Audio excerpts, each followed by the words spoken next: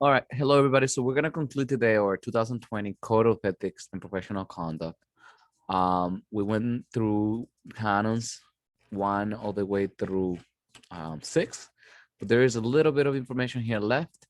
And then we're going to jump into the Handbook of Professional Practice, where we're going to also talk a little bit about the sections within the book and chapters within the book that touch base on that subject also. So with that being said, I'm gonna recap Canons 6 real quick. So those ones are about obligations to the environment. And as I previously stated, members should recognize and acknowledge the professional responsibilities they have to promote sustainable design and development in the natural and built environments and to implement energy and resource conscious design. So one is about energy conservation. Members should set ambitious performance goals for greenhouse gas emissions reduction with their client for each project. So that is a should, that is a goal of this of the canons of ethics uh, to for the conservation of energy. Sorry about that. So then we have 6.2 says water use. So they divide into energy, water use, building materials. So water use, members should optimize water conservation in each project to reduce water use and protect water supply, water quality, and watershed resources. Then we go to 6.3, building materials. Members should select and use building materials to minimize exposure to toxins and pollutants in the environment to promote environmental and human health and to reduce waste and pollution. Now, I do correct it here. I mean, we don't necessarily select a material. We may make a recommendation. At the end of the day, the owner always is the one that basically selects anything and picks any decision, makes any decision. So that word sounds a little off. 6.4 is about the ecosystems, and we already went through all of them, so I'm just recapping. 6.5, climate change, which is more so something now that is very important these days. There's a lot of movement since the United States actually rejoined the sustainable group in France. So then we have 6.501, which is a rule, and is at the end of every canon. The canon itself is the big aspirational goal, then the ethical standards, and then the rule. Members shall consider with their clients the environmental effects of their project decisions.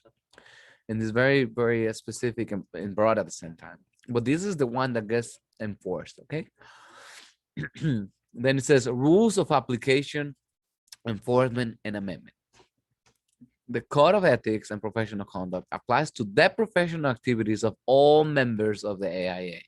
Again, this is for members only. Enforcement.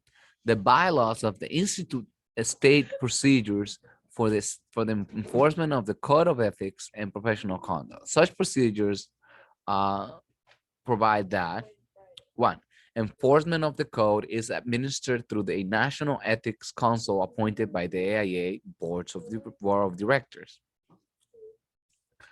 Formal charges are filed directly with the National Ethics Council by members, components, or anyone directly aggrieved by the conduct of the members. Penalties that may be imposed by the National Ethics Council are admonition, censure, suspension of membership for a period of time, termination of membership.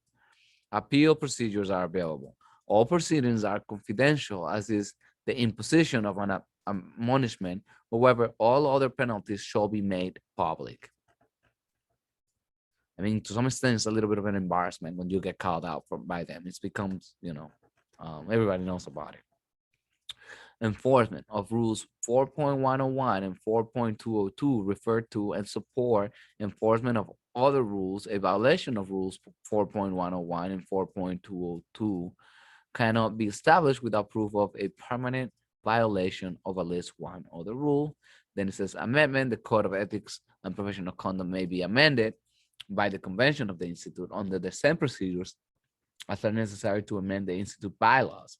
The code may also be amended by the AIA Board of Directors upon a two-thirds vote of the entire board.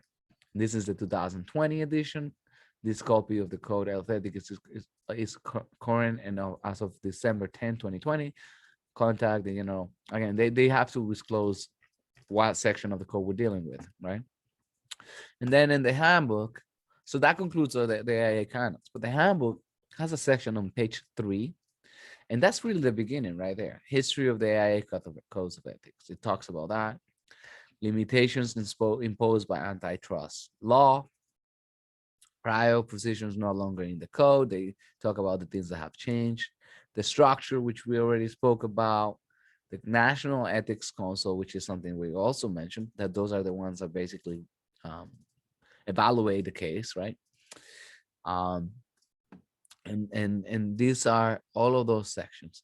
I do wanna state that um these violations, if somebody's found violating this guilty, it only applies to members of the AIA, either an associate AIA, a fellow AIA, or a AIA member.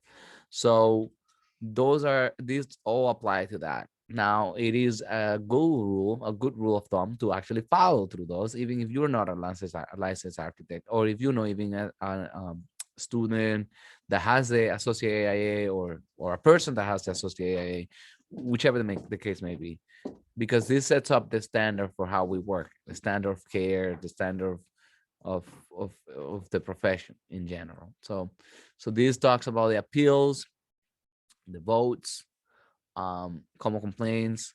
I would wanna, if I would recommend people to read some of these cases where they talk about the application of this. So homeowner complaints, very good to actually go through. Maybe at some point we'll do just a section talking about that, and so forth. All right, so those are all of these pieces right here. Then, I mean, the book then goes into ethics and architectural practice beyond the AIA too.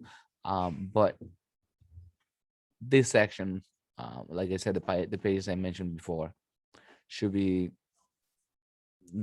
a good basic for it. And you can expect a couple of questions on it, not like 10 questions or anything like that, but a couple of questions that just ask you whether you understand what responsible control is, you know whether somebody can actually just take work from the office and not say anything about it, and whether a member can decline to give that work to a person that worked at the office, about giving credit. All of those topics that we mentioned in general are covered through that.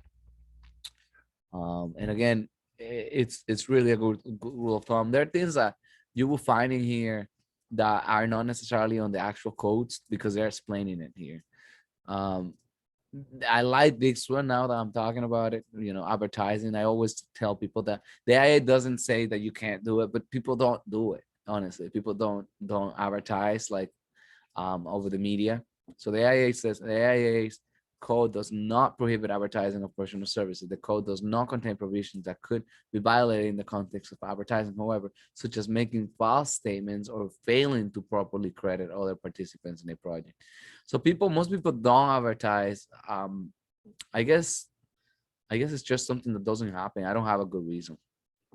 Like you wouldn't hear about architectural services on the radio or on a TV show or on the news, like about architects advertising, other than something either great happening or horrible happening. So you wouldn't really get advertising per se. So with that being said, we've completed that section. I know this is a very short clip, but I like to close something nicely, and leave any comments if you like this series. It was probably about 4 videos, but we're going to continue with more content, trying to help everybody become a licensed architect. Thank you.